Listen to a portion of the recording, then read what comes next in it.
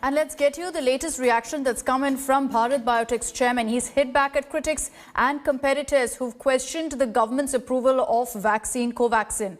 Dr. Krishna Ella said that he's not hiding any data and that the license can be obtained after stage 1 and 2 trials if efficacy is proven. Taking a jibe at the vaccine's competitors, Dr. Ella hit out at the trial done by AstraZeneca Oxford, with which Serum Institute has a partnership for manufacturing Covishield. Dr. Ella said that he's a scientist, not a businessman, and that the other vaccine candidate got approval on the basis of UK trial data, not data from India. He further added that unlike AstraZeneca, Bharat Biotech did not give paracetamol to its volunteers to suppress adverse reactions. This after drug controller DCGI approved the use of Serum Institute's Covishield as well as Bharat Biotech's Covaxin on Sunday. But Covaxin's approval faced massive flack from the scientist community as the vaccine is still undergoing stage 3 of clinical trials. There are only 2 or 3 vaccines in the world, Pfizer, Moderna, the Oxford AstraZeneca, and I think Sinovac as well, that have proven efficacy results. There is no other vaccine, including ours, made in India and others, Russia, China, or even India, that have proven efficacy at all. And efficacy means you have to vaccinate 25,000 people and show that the vaccine actually protects you, not just a few hundred or a few thousand people to show safety and immunogenicity. Covaxin phase 3 efficacy trial is going on. Out of 26,000 people, 25 trial sites, we have placebo control. This is probably the largest efficacy trial probably in India or even in the developing world. And it's a 2-dose schedule, and we have already 24,000 people who are vaccinated. And I'm proud to say that I'm really grateful to all the volunteers. In the interest of the Indian company, in the interest of the clinical research, they came forward without any financial incentive. They came forward and volunteered themselves. I'm grateful to them. Well, it was a surprise because we thought that all companies have to conclude their efficacy studies. But if the government has decided in an emergency to license something which is safe, that's entirely their decision. I don't know what word to use, but, that's something you have to ask them. We put all transparently, every data, when we submit it to each committee and when we got approval, when we had done the trial, everything is put in the plan. People question, oh, we are not transparent. I don't know what is transparency to me. When I put everything in the black and white like this, people still question transparent because Indian scientists are cheap people. You can throw the stones on them on anything you want to. Let me take this across now to Milind Sharma, who's been getting us all the vaccine-related updates through the last many months. Milind, good morning. It's unfortunate, really, that it's come down to this, that the 2 vaccine candidates which have been approved in India are now fighting it out. Why really has it come to this stage where it's almost Bharat Biotech versus Serum Institute?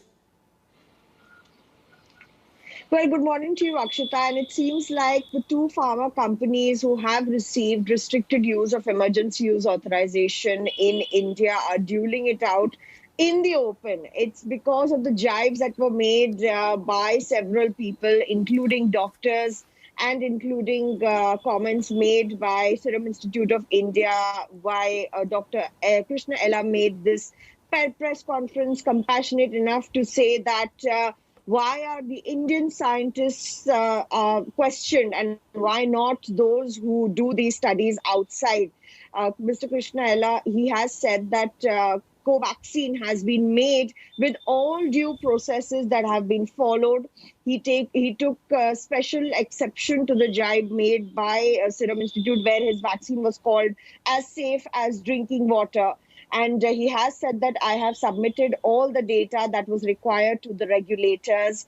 Of course, Bharat Biotech has the experience of making about 16 vaccines, whether it be rotavirus, chikungunya, as well as Zika virus. They have had 25 years of experience in vaccine manufacturing. And which is why Dr. Krishna Ella had also hit out on comments such as his vaccine being a backup vaccine to Covishield, being made by several doctors. So that is the kind of mistrust that has been created in the country right now by a lot of people. And hence, what the message was that Covaxin is as safe as any other vaccine. But Certainly, Akshita, there are issues because Dr. Ella has confessed he hasn't submitted the efficacy data. Right. The efficacy data is not even out yet. So that's where the questions really arise about whether the trial data will be put out in full public view, and that perhaps is the best way to go ahead and earn the trust of critics also who have been questioning the nod for Covaxin. Milind, request you to stay with me. Well, the year of 2021 has started with hope. The hope of ending coronavirus. 2 vaccines that have now been approved in India for emergency use. And my colleague Nabila Jamal compares the two. We've got the best news ever. India has finally got its own vaccines, Covishield and Covaxin. It's got a nod from the Drugs Controller General of India, which brings us immense cheer this New Year's and, of course, big relief to 1.3 billion people across the country. Covishield, which is developed by AstraZeneca and Oxford University, is given in 2 doses. It has an overall efficacy rate of about 62%. But as per experts, if the 2 doses are given 3 months apart, 2.5 to 3 months apart, then the efficacy rate is better. Whereas Covaxin, on the other hand, is indigenous, a made-in-India vaccine developed by Bharat Biotech in collaboration with the Indian Council of Medical Research. Its efficacy rate is still not established, considering it's in the phase 3 trial stages yet. But they have vaccinated 22,500 volunteers, and based on that survey, it's found to be safe. Now we tell you why Covaxin and Covishield are the best vaccine options for India. In compared to Pfizer and Moderna, they've got to be kept in supremely cold temperatures of -70 degrees and -20 degrees Celsius respectively. And that will pose a huge logistical challenge for India. Whereas in compared to Covishield and Covaxin, they can be kept in regular refrigerated temperatures, which is between 2 to 8 degrees Celsius. These vaccines have the biggest advantage. They are produced locally. Covishield is produced in Pune by the Serum Institute of India, whereas Covaxin is produced and manufactured in Hyderabad at the Bharat Biotech facility. And this immensely brings down the production cost, making these vaccines a lot more cost effective. Raising the question, how much do these vaccines really cost? Adar Poonawalla, Serum Institute CEO, says that the overall cost of 1 dose of Covishield would be about $3, approximately 440 rupees, only to the government of India. He says you could also purchase it privately, maybe in the months to come, at around 700 to 800 rupees. As per Covaxin's cost, there has been no talk on it as yet, but reports suggest that Bharat Biotech intends to price it at around 350 rupees or less. And compared to Pfizer vaccine, which is priced at $20 per dose, and then you have Moderna priced at $10 to $50 per dose, literally 10 times double the amount of our Indian vaccines.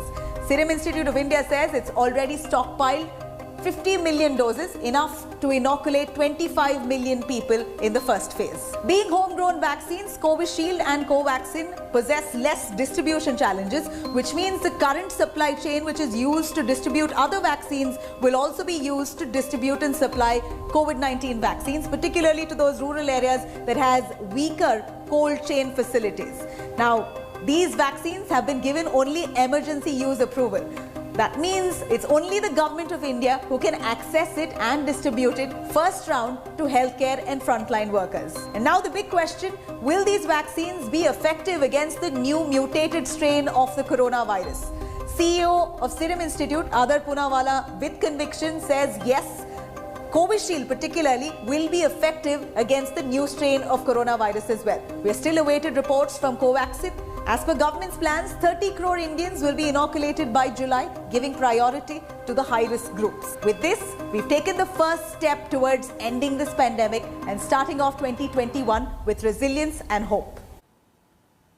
Let's get you news now from Mumbai, where the Brihanmumbai Municipal Corporation registered an FIR against Bollywood actors and filmmakers Arbaz Khan and Sohail Khan for violating COVID norms. Arbaz and Sohail, along with son Nirvan, returned to Mumbai on December 25th from the UAE as per the COVID-19 rules currently in place due to the new strain of the virus. They were supposed to go immediately for 7-day institutional quarantine. The BMC has said that initially the actors gave a false undertaking to quarantine themselves at Taj Lands End Hotel, but went to their Bandra home instead. Police said that the FIR has been registered at the Khar police station. खार police station में एक FIR दाखिल किया गया है BMC के medical officer के तकरार के ऊपर। तकरार ऐसा था कि 3 व्यक्ति जो परदेश से वापस आए थे उनको एक जगह क्वारंटीन होने के आदेश किया गया था, परंतु वो आदेश के उल्लंघन करते हुए अपने घर वापस चले गए। इसके वजह से कलम 188 आईपीसी और कलम 3 एपिडेमिक डिजीज एक्ट के अंदर गुना दाखिल है और आगे की तपास चालू है। Saurabh Bhaktania is joining us live this morning from Mumbai. Saurabh, good morning. Highly irresponsible behavior by these celebrities, by both Arbaz Khan and Sohail Khan. Second instance really of celebrities being booked here for coronavirus, for breaching coronavirus protocols and rules. Any statement that's come in so far from Arbaz or Sohail? Good morning, Ashita. And for the moment, no statement from the brothers Sohail and Arbaz. Basically, the incident has taken place on 25th of December. Now, on 22nd December, the BMC had issued a guideline due to the new strain of coronavirus. The guidelines quickly instructed that the people coming from the Middle East first has to go for compulsory quarantine for 7 days at the institutional quarantine, that is the hotels in Mumbai. And later on, their RT-PCR test will be done, and later on, they should be home quarantine. Now, Arbaz and Sohail landed in Mumbai at 25th of December. They are claiming that their RT-PCR test at the airport itself was negative. But the BMC official lapses also coming over here, because they initially had said that all the passengers will be taken into BST buses and taken to the institutional quarantine. But here is Sohail and Arbaz clearly said that they have booked a hotel in Taj Lands End, and they will be institutional quarantine there. Now, what happened on the 4th of December, that the BMC officials find out that the Sohail, Arbaz and Sohail's son Nirwan had not been in the institutional quarantine. First, they checked with the Taj Hotel in Bandra. No bookings were done. In fact, the bookings which were done on 25th were cancelled in 2 days' time. Then they, along with the Bandra police officials, reached Sohail's residence, which is in Bandra West, and there they find out that Sohail was at his home itself, and he was claiming that he has placed himself under home quarantine. So a strict rules violation being done by the actors, and the BMC lapses also clearly can be seen. So FIR has been filed. And it's clear, Saurabh, that you expect these personalities, these celebrities to set an example. That's barely the case here. We'll continue tracking that story. Saurabh, thank you for joining us with those details. Over to news from Tamil Nadu. A lot of outrage over the state government's decision to actually open cinema halls up to 100% full capacity. The state government's decision comes after superstar Vijay, whose movie Master is scheduled to be released on 13 January for Pongal, met with Chief Minister Edappadi Palaniswamy on 27 December. Sources say that Vijay actually requested the Chief Minister to increase the seating capacity from 50% to 100%. A slew of Tamil movies like Mara, Master, you have Ishwaran, they're all slated to release around Pongal, which is usually a time when you see a lot of blockbuster films releasing. The Congress has come out to slam this move. MP Karthi Chidambaram has hit out at the AIADMK government, saying that the decision to reopen theatres was taken on the basis of special interests, not on the basis of health concerns or in people's interest. This decision to allow theatres to function with full capacity is baffling. When the whole world is still grappling with this pandemic and masks and social distancing are still the norm, for the government to allow theatres goes against all medical advice. And theatre seats are in close proximity of each other. Multitude of people from various areas congregate in a movie theatre. And movie theatres, particularly during the Pongal week, could easily become a super spreader. So I am completely baffled, and I am not too sure how the health secretary, who is a reasonably sensible man, has even acceded to this. So it's obviously under pressure from some special interest groups who are banking on some major releases during the Pongal, which is normal. But to the government to give it to them is not acceptable. This kind of a situation we never faced. Last 1 year we have struggling actually. We have closed. No movies were released. We have lost a lot of money. We have to maintain certain things for a month also. So every month we have struggled. but at last the government has given 100% permission, accommodation permission. We thank our Chief Minister for giving this valuable permission, which is most essential right now in the film industry. Let me take this across now to Pramod Madhav, who's joining us live from Chennai. Pramod, good morning. This is a hugely controversial decision. A lot of questions being asked to the state government on why they would allow 100% seating capacity. Considering the amount of criticism here, is there any chance that the government will actually go back on its decision? Because the messaging here is wrong. It seems to suggest that there's no need for social distancing anymore. Well, actually, you're completely right about it. In fact, we have mixed reactions from the state as well, because just like you mentioned, Karti Chidambaram is calling this decision as baffling, whereas the BJP spokesperson Khushbu is actually welcoming it and saying that the fear of those who don't want to visit theatres is understandable, and those people should stay back and be safe. But however, the minister from AIADMK, Jayakumar, said that they actually went ahead and discussed with the health team, the medical team, and only decided to go ahead with it. The interesting factor here is that Prabdeep Kaur, one of the scientists from National Institute of Epidemiology and Infectious Disease, she was also part of the medical team. She tweeted yesterday that in a confined area to be for a longer period at this time is not safe, and this itself is contradicting. And yes, in fact, several questions are also being asked, kind of like a conspiracy, whether this decision is taken by the state after the chief minister met. Actor Vijay met with the chief minister because his movie Master is also planned for release for Pongal. That's right. We'll track this story very closely for the kind of reactions that come in also from people like Vijay, who seem to have demanded and requested the Chief Minister for 100% seating capacity. That by itself is irresponsible, impractical to expect at this kind of a time. Pramod, thank you for joining us with those details. Hello everyone, this is Rahul Kamal here. Hope you enjoyed this video. For the latest news and analysis, like and subscribe the India Today YouTube channel, and don't forget to press the bell icon to stay updated.